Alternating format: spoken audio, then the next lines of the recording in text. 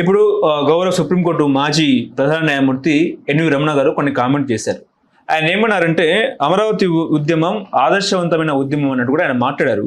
మీరు కూడా గతంలో లేఖ కూడా రాశారు. ఇప్పుడు ఏమంటారంటే గతంలో అమరావతి ఉద్యమం అవినీతి కోసమే చేసినట్టు కూడా ఉద్యమం చేసినట్టు కూడా మాట్లాడుతున్నారు. అసలు ఏంటి సార్? ఎందుకే తెలుగులో మాట్లాడారు, ఇంగ్లీష్లో మాట్లాడారు?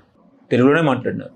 ఇంగ్లీష్లో మారితే అర్థాలు మారిపోతాయి. అందుకని సరే సార్, నేను మూడు దానికి సమాధానం చెప్తాను. మొదటిది, మీ కుటుంబం ఆ ల్యాండ్లు కొన్నది అన్న అపవాదు మీ మీద వేసిన జగన్మోహన్ రెడ్డి గారు అనుకుందాం మీ ప్రాస్పెక్టులో. కానీ మీరు కొనలేదు అన్న విషయాన్ని ఈరోజు దాకా ఎస్టాబ్లిష్ చేశారు. జస్ట్ లైక్ చంద్రబాబు నాయుడు గారిని జైల్లో పెట్టినప్పుడు లోద్రా వాదనలు మీరు విన్నారా? మీరు రీసెంట్గా లాయర్ అయ్యారు, ఒకసారి వెళ్ళి వెనక్కి వెళ్ళి వినండి. ఈ కేసుకి చంద్రబాబు నాయుడికి సంబంధం ఉందని వాదలే, 17A వర్తించదని వాదిస్తుంది. అలాగే ఈయన కూడా మా ఫ్యామిలీ దీంట్లో ఇన్వాల్వ్మెంట్ లేదు, మేము కొనలేదని వాదించలేదు. దీని మీద గ్యాగ్ ఆర్డర్ తీసుకుని వచ్చాడు, ఆయన తీసుకొచ్చుకున్నాడు. దాని మీద ఎవరు చర్చించకూడదని చెప్పుకుందా. దీనికన్నా ముందు ఈ ల్యాండ్ స్కామ్ జరుగుతుంది, దీంట్లో అవినీతిగా కొన్నారు లేదా అక్రమం కొన్నారు, నేను రాశారా? గౌరవ కేంద్ర ప్రభుత్వానికి జగన్మోహన్ రెడ్డి గారు ఉత్తరం రాశారా? ఈ రెండు దాటుకొని కూడా మీరు గౌరవ ప్రధాన న్యాయమూర్తి అయ్యారు, అవునా కదా? మీరు వెంకయ్య నాయుడు గారికి దేశంలో ఒక సముచిత స్థానం, ఉన్నత స్థానం క్రియేట్ చేయబడ్డాయి, ఇచ్చారు కూడా.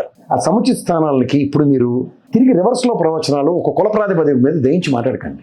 గతంలో మాకు అక్కినేని నాగేశ్వరరావు గారు, సి నారాయణ రెడ్డి గారు ఇద్దరును రవీంద్ర భారతిలో పక్క కుర్చీలు ఉండి మొదటి వరుసలో తెలుగు భాషను పెంపొందించడానికి. అలా ఇద్దరు తెలుగు భాషను పెంపొందించడానికి కంకణం కట్టుకుని రవీంద్ర భారతిలో ఎలాగో హైదరాబాద్లో ఉంటారు మీరు మోస్ట్ ఆఫ్ ద టైం. అంటే అక్కడే కుర్చీలు వేసి కూర్చోండి. ఆ కుర్చీల్లో అనవసరమైనవి, లేనివి, ఉన్నవి అపవాదులు. మీకు తెలుగుదేశం మీడియాలోనే ట్రోలింగ్లు జరుగుతున్నాయి. ఏమని? చీఫ్ జస్టిస్ అయ్యాడు, జగన్మోహన్ రెడ్డి మీద యాక్షన్ లేదు. అప్పుడు మీరే కదా ఫస్ట్ ట్రాక్ కోర్టు 2 సంవత్సరాలు పట్టు ఆడించేస్తామని. అప్పుడు మీ ఆయనలోనే కదా జగన్మోహన్ రెడ్డి తిరిగి ఏమనేసాడు? మీరు లేరే కదా, కొత్తగా అయ్యారు. డిశ్చార్జ్ పిటిషన్ అంటే ఏంటి?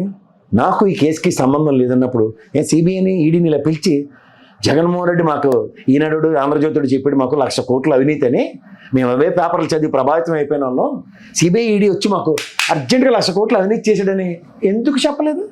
ఎందుకు చెప్పలేకపోయింది? లేదా డిశ్చార్జ్ పిటిషన్లకి సమాధానం ఇవ్వలేక మీరు ఇప్పుడు అందరూ చెప్తున్నారు కదా, ఇంత పెద్ద నెరేటివ్స్ ఇస్తున్నారు కదా, 4 సంవత్సరాల, 14 సంవత్సరాల, 15 సంవత్సరాలు బట్టి బెయిల్ మీద ఉంటాడు ఎవడనని. చంద్రబాబు గారు 2 నెలలు బట్టి బెయిల్లో ఉన్నారు. రీసెంట్గా ఈ స్కిల్ డెవలప్మెంట్ కేసు దాంట్లో 2 సంవత్సరాలు బట్టి బెయిల్ మీద ఉన్నాడు ఆయన, అవునంటారు కదంటారా? దానికన్నా ముందు కేసుల్లో ఎన్నిటి మీద బెయిల్ మీద ఉన్నారు, ఎన్నిటి మీద స్టే ఆర్డర్ల మీద ఉన్నారు? చెప్పండి. ఈ రోజు దాకా స్టే ఆర్డర్లు ఎప్పుడు వికెట్ అయ్యో మాకు ఎవరికీ తెలియదు. కర్మకాలి మేము ఇలా చదువుకున్న పాపానికి మేము ఎప్పుడు దాంట్లో ఏ కోర్టులో కూడా దాన్ని నెంబర్ అవుతుంది కానీ బెంచ్ అవుతుంది కానీ మేము వెళ్ళలేదు. లేటెస్ట్ టెక్నాలజీ ప్రకారం స్కిల్ డెవలప్మెంట్ 2 సంవత్సరాలు బట్టి బెయిల్ మీద ఉన్నారు. అప్పుడు మీరే కదా గైడ్ చేయలేపారా? ఇదే చంద్రచూడ్ గారే కదా మాజీ న్యాయమూర్తి హోదాలో చెప్పవలసింది. ఇవేవి చెప్పలేరు కదా. ఎందుకు చెప్పలేరు? You have your own constraints అన్న నేను. రాజ్యాంగబద్ధంగా పౌరులు అన్నవాళ్ళు ప్రతి ఒక్కరు మీ దృష్టిలో సమానం. వాడు జగన్మోహన్ రెడ్డి అవనండి, లేదా చంద్రబాబు నాయుడు అవనండి, ఎవరైనా అవనండి. అందుకే మీకు గౌరవప్రదమైన రాజ్యాంగబద్ధ పదవి విత్ సుప్రీం కోర్టులో మీకు ఒక చీఫ్ జస్టిస్ పదవి. దాన్ని కూడా మీరు రాజకీయ కోణంలో వక్రీకరించి మాట్లాడితే ఎంతవరకు సముచితం? ఇప్పుడు నా మీద అపవాదులు అన్న దగ్గర until then you are not been proved. ఇప్పుడు మొన్న అలహాబాద్ హైకోర్టుకి ట్రాన్స్ఫర్ చేసిన ఆయన్ని లాస్ట్కి ఏమైంది? ఇంపీచ్మెంట్ జరిగిందా లేదా?